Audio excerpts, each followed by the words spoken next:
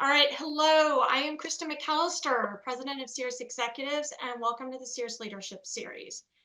It is one of many opportunities to learn, connect, and share with Cerius. We really like to leverage the power of LinkedIn to continue the conversations and connect further. So Christine will drop a post in the chat to help facilitate this. Rather than do this as an hour-long webinar to include Q&A, we like to do these weekly, fit them into everyone's schedules, fun, fast-paced, so we keep it to about 30 minutes, depending how engaged I am in the discussion. We sometimes go over, but then we continue the conversation on LinkedIn. That way, those who were not able to make it can also engage in the conversation. So we started Cerius Leadership Series because there are many ways to grow a business. One of the best ways to grow it is in a straight line. We do that through leveraging the expertise and the experience of those who have been down that path before. So we create this series to leverage the expertise and thought leadership that we have in our network that's available to step into any company at any point and help them make that growth curve as straight of a line as possible. So today we get to discuss how to think like a PR company with Caroline McBride. Caroline is a public relations expert with extensive experience in hospitality, tech, education, and beauty industries. And I would say Caroline, I know we've had countless conversations. Whether you're running a $100 million company or a company of one, I think that there's some insights that they'll get today to help them think like a PR company. So Caroline, I'm thrilled to have you today.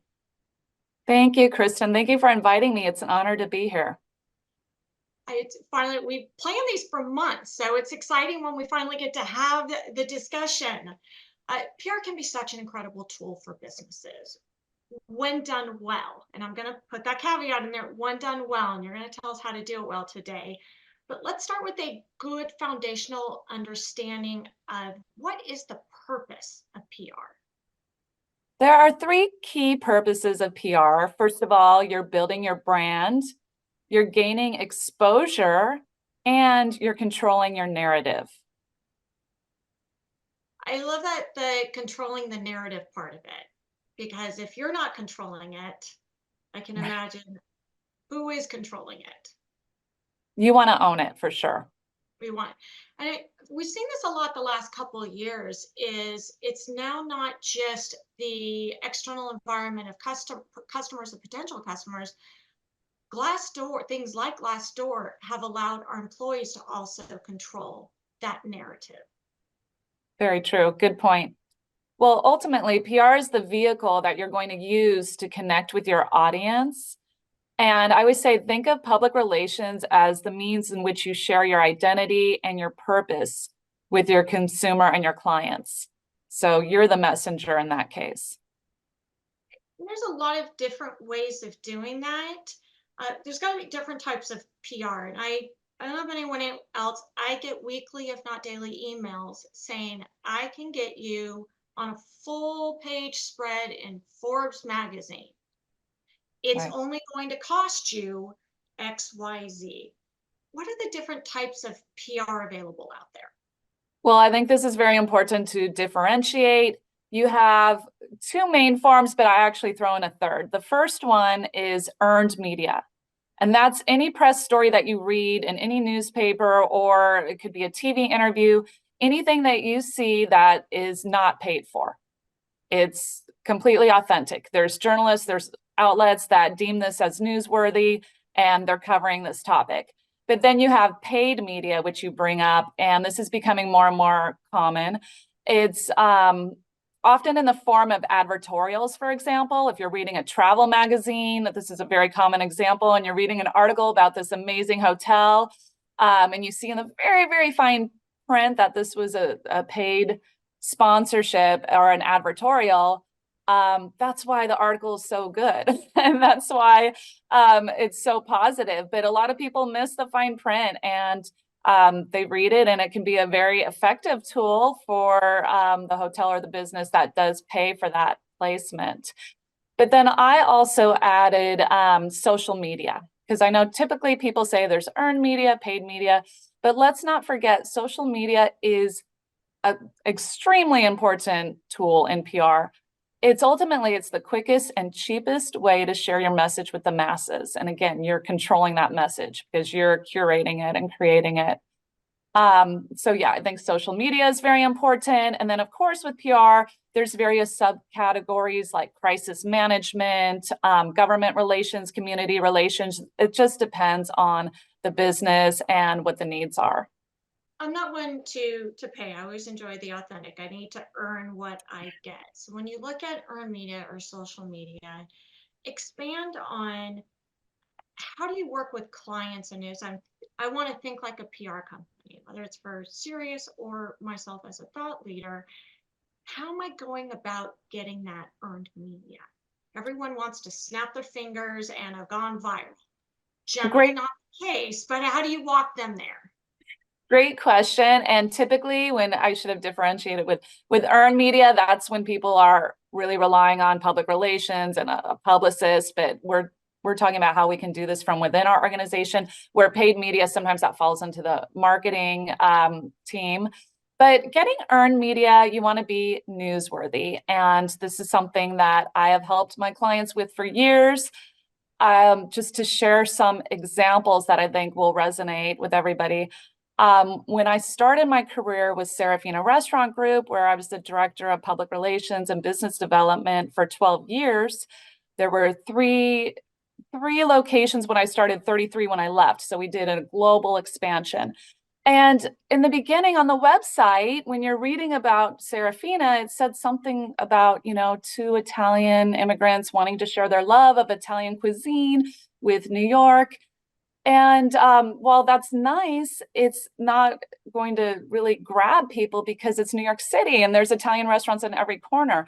So I sat with the founders and I'm like, what's really the backstory? And dug deeper. And it turns out that they have this fascinating story where it was two young Italian immigrants and they were lost at sea. We won't get deeply into it, but they were both hungry and cold and shivering. And one said, I can make the best pizza. Oh, if we survive, I'll make you pizza. And the other one said he's a builder, he can make the pizza oven, because they weren't restaurateurs at the time. And so they made a pact. If we survive this ordeal, we're going to open a restaurant. And that's exactly what they did in New York, in the Upper East Side. And it became a hot spot for, celebrities and politicians. And this lost at sea story, I said, let's get that up on the website. Let's share that. And sure enough, as we're opening around the world, in Tokyo and Russia and all these foreign markets, everybody wants to hear the lost at sea story and wants to interview the founders. And it became something that was newsworthy. Now, outside of hospitality and food, another client, Decorte, which is a luxury skincare line, they have, it's based in Japan. And this line was developed right after World War II, when the founders of this company wanted to give women some hope and make them feel beautiful again. So they created a skincare line. And all these years later, it's huge in Japan. And we were involved with launching it in North America. And again, that's a great story to share with journalists. You could take anything like pet food. You can say, yeah, I love dogs. So we created this high quality pet food. Or you can tell the story of a little fur baby you adopted from a dog shelter and named him Cuddles. And he changed the life of the owner. And to honor this dog, they created this pet food brand. And just one other example, a law firm, for example, perhaps the founder, somebody in the family, was traumatized by some sort of accident. So then they're motivated and they're compelled to help other victims and fight for justice, and just ways to look at something that's going to capture the interest of people. And finding the story, it might seem like a battle, but really, if you take a deep dive, everybody has a story and there's something that can relate with others. If not, talk to your friends and family about it and really think, why did I start my company? And by the way, it doesn't have to be a life or death survival story. It could be simple that there's a need and you want to do something to fix it or fulfill that need. But I think what's also important is to explain why you're passionate about your company and what you're doing. Because again, if you're trying to get people or media to listen to your story, you have to be passionate about it. You are your own best spokesperson. And then also, why should people care? As I mentioned before, you're being relatable. Timing is often key when it comes to your storytelling. If you ask yourself, is your business seasonal, or can it be related to some sort of holiday calendar? If it's Women's History Month in March, if you're a woman, do you want to tie it into that? If you're a female founder, um, obviously food and beverage, there's a lot that goes on with different holidays, St. Patrick's Day, whatnot, Valentine's Day. Find ways to link your story into what's happening in the world. Also, it can be current event related. So, for example, I had a client in the tech industry, and they're a security firm that helped remote workers work away from the office, from their homes, and still keep company data private. And they launched, I believe, a few years before the pandemic. And I came on right before the pandemic, which ended up being perfect timing because suddenly so many of America's workforce had to move home. So that was a great way to garner attention because it was so relevant to the current event at the time, which of course was this life-changing pandemic. And I love that you put the seasonality on things, is that sometimes our story may not resonate in all cases year round. And we look at it with Cerius. I always say business is cyclical. Yeah. One of the best times to push out finance articles is the last month of the year and the first couple of months. The best time to push out sales articles is going to be towards the end of second quarter when they realize we're halfway through the year and we're nowhere near our sales goals. If strategic planning and scaling and growth is your thing, then you want to be there about 4 to 5 months before strategic planning season. So many things do have a cycle, and so it's not the same thing over and over and over again. You may adjust your messaging or your positioning to what's going out there, or possibly something that's in the news, as you mentioned, and you can tie it to that relevance. Absolutely, keeping it relevant for sure. So when you do deep dive, are you interviewing just the owner? Are you interviewing customers? What are some of the ways that you're able to really pull out that story? To pull out the story, I mean, first of all, everybody should be looking at their online footprint because this is so important. So when it's a new client, the first thing I'm doing is Googling them and looking to see what's already out there. And most people are already doing some sort of PR. It could be on X, formerly known as Twitter, creating posts to advertise something or to spread a message. I do want to mention, though, it's very important to keep your online footprint clean, especially when it comes to social media. I always say no politics, adult entertainment, want to avoid that sort of thing.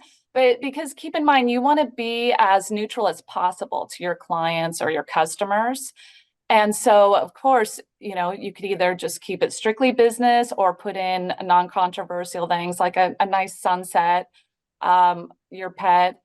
But when it comes to, if you're very passionate about something, especially considering how divisive politics have become, I suggest opening a private account and just keeping that among your family and friends and getting your voice out there, but keeping your general online footprint open to everybody. Because also remember, once it's out there, sometimes it can come back to haunt you. So I urge people to be careful. And with those private accounts, you can share the family pictures, your photos in your swimsuits on your vacation. But yeah, try to keep that private. As a company or as an independent, I've got a large online footprint out there. How do I go about evaluating that story to make sure it's newsworthy? Because if I do want to get that PR attention, I want to be quoted in an article, I imagine there's got to be some consistency so that no matter where they pull me up, it's consistent with the expertise or the news story that I am pushing. How do I do that when it's seasonal or it's something that's timely, and I'm saying I'm an expert on this news story that just broke, interview me, but that's nowhere else, that's nowhere on my online footprint. How are you ebbing and flowing with that? Well, in that case, you're going to directly pitch the outlets that you want to be in. You need to use media relations to spread the word to, if you're going beyond your social media. So, for example, you'll look into press releases, or a simple pitch that can be a paragraph about, hey, I noticed you're covering this story about new businesses springing up in the area, and just a basic brief summary, because sometimes people don't like to read a lot. So keep it brief, keep it to the point. I think it's very important that people have an updated bio. If you're the one who wants to be facing with the media, if you want to be on that podcast, or you want the newspaper to interview you, often you will be asked for a bio. So again, like the other storytelling, add a few personal touches relevant to your business, make yourself look human, make yourself look relatable. Depending upon the business, sometimes you'll see, like with authors, for example, at the end of the bio, they'll often write that they live in Minnesota with their, lovely family. When they're not cooking or gardening, they're reading a good book, or just that's a little cutesy. It doesn't apply to everybody, but it's nice to tie in something personal at the end, where you think, okay, this person's interesting, I'd like to have them on talking about their business. You've hit on a couple of things that have come up recently, and I want to double click on, we'll say, and that's getting yourself out there as the thought leader, as the front of the business versus the business itself. How do you juggle that when we may not always want to be that person out there with our bio and our picture, but our expertise or what our business does, can it be newsworthy without us? Absolutely. And it's so interesting how founders deal with this differently. Sometimes they want to be the face of the brand and they want themselves out there. I worked with a major restaurant chain that I won't mention, but the current owner is so interesting, but he wants to be behind the scenes. So he has one of his senior marketing managers. She handles all the press and the interviews, which is fine. That's his choice. So you could either designate somebody else to do it, or very often you can release a story and you can provide a quote on, a company spokesman, and keep it anonymous that way as well. So I think that it's important for everybody to see there's no one size fits all. It's whatever the owner or the founder prefers. And as you do have two brands, you've got the business brand, you've got your brand. You talked about a bio, keeping it updated. In business, we're so used to LinkedIn, or in personal, you've got your Facebook, you've got X. More and more, I'm seeing personal web pages pop up for thought leaders. Are you seeing that trend out there? What's your recommendation for using your LinkedIn page or other social media versus creating a landing page that's just dedicated to you as the brand? I definitely think you should do both. I'm glad you brought this up. If you haven't already done this, if you go to GoDaddy.com or any website provider, see if your domain is available.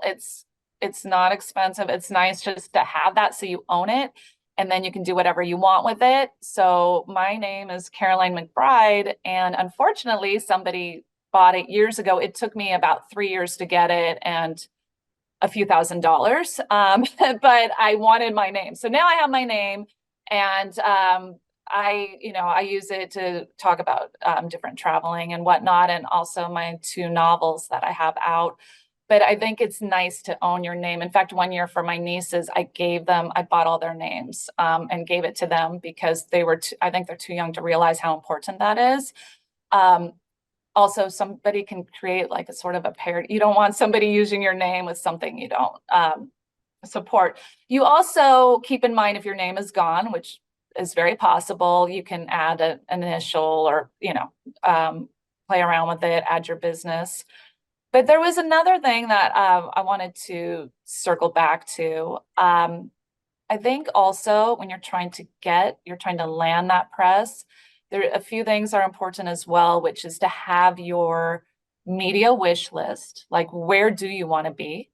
And then to establish a personal connection. So if there's a certain podcast that you're dying to be on, make sure you're following them on social media.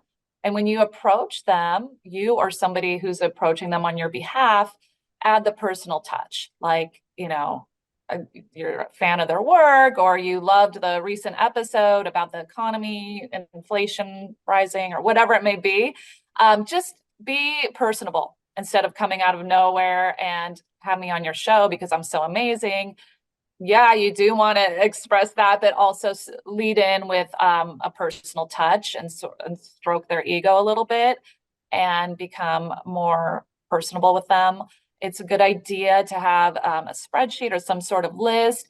And sometimes it might not be the right time for you to be on that show or podcast or in that magazine now.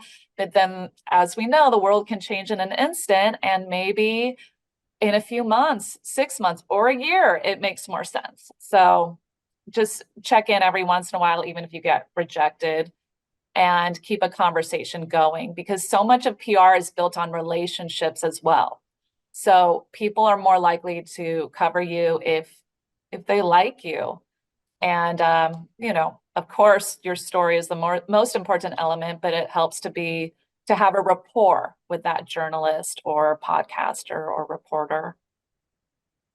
But I've heard a recommendation recently as to find your aspirational persona, almost that doppelganger who's 5 years ahead of you, who is out there that you feel you might talk on some of the similar subjects, you eat up every single word that they say, and go back in their online footprint to a few years ago or maybe 5 years ago and see what podcasts they were on, see which magazines they were quoted in, which online rags were they in, and use that to reach out to the host or the publication. Say, I see you featured so and so.